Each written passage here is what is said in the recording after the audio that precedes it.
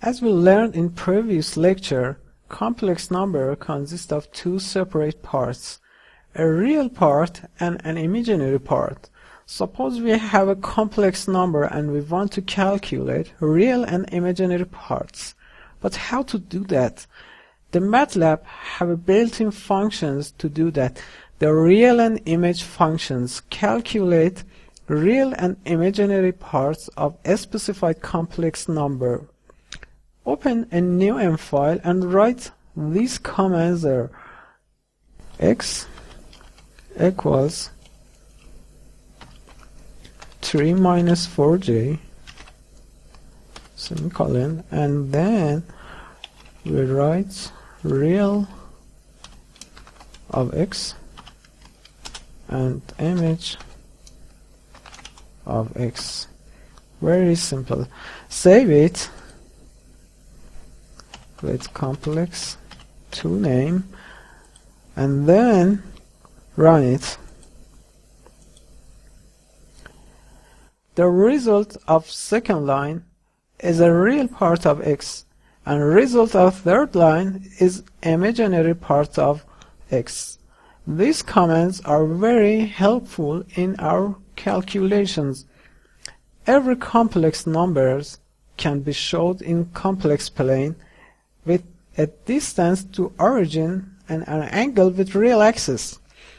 In mathematics, these parameters called magnitude and phase. If you want to calculate these parameters, you must use ABS and angle functions. After previous commands in your M file, type following commands.